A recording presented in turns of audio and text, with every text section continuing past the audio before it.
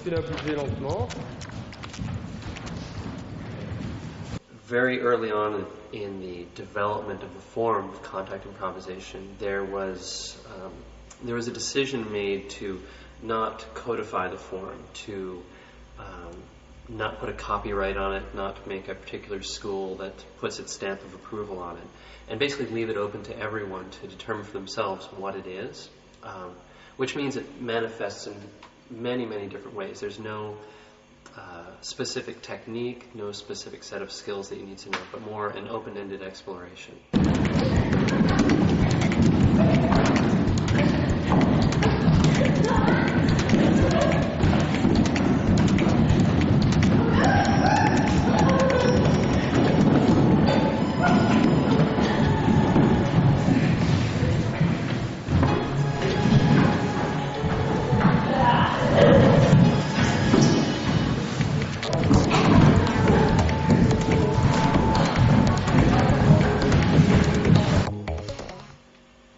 When I teach contact improvisation, I feel like I teach several different syllabuses, if you will.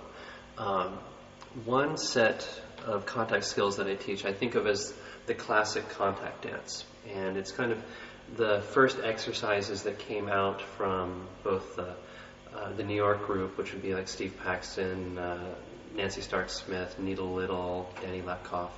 And then also the West Coast group like Mangrove and some of the others who are working out west.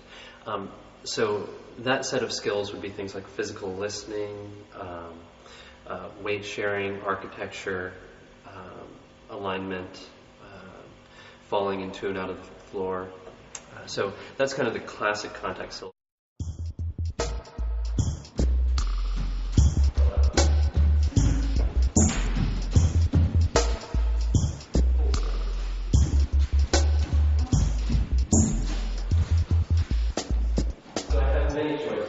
J'ai beaucoup de choix là.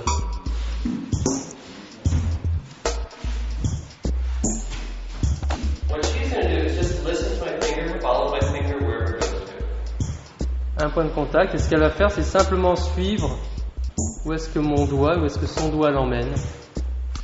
So she's listening for little shifts in pressure. Elle écoute dans les légers changements de pression, tous les légers changements de pression. And then following wherever they go to. Et elle suit où est-ce que ça l'emmène. And I'm actually doing the same thing. Et il fait aussi la même chose qu'elle.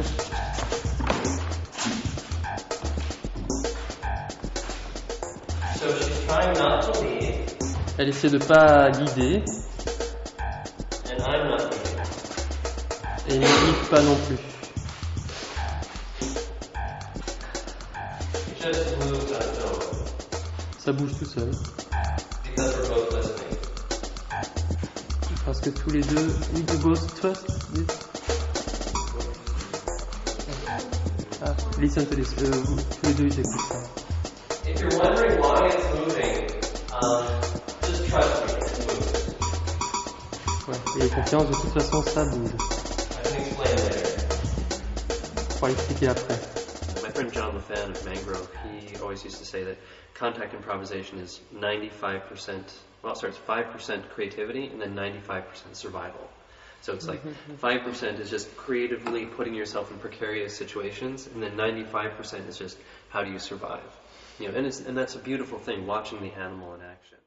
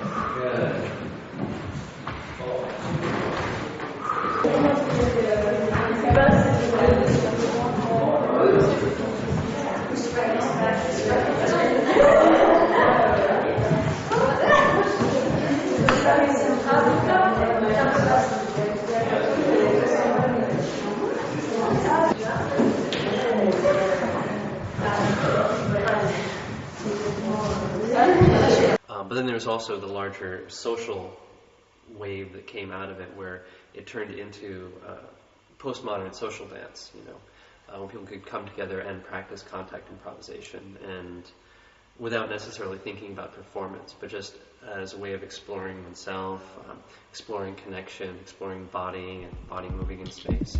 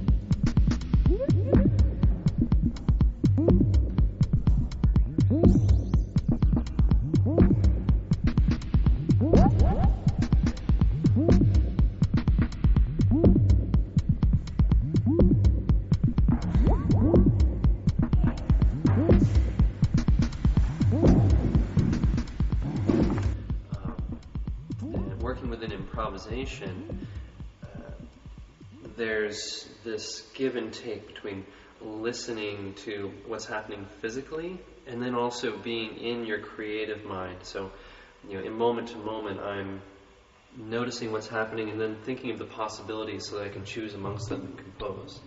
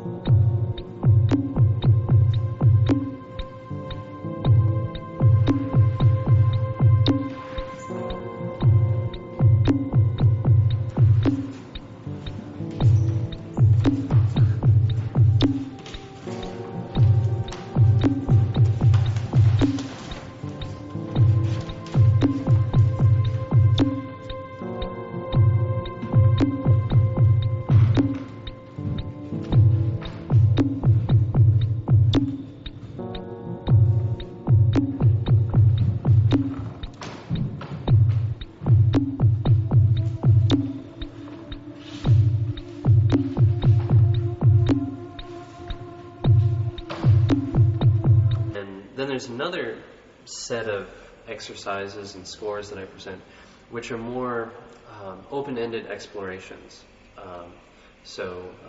Things that don't necessarily require particular skills, but are more just things to do when you're in contact.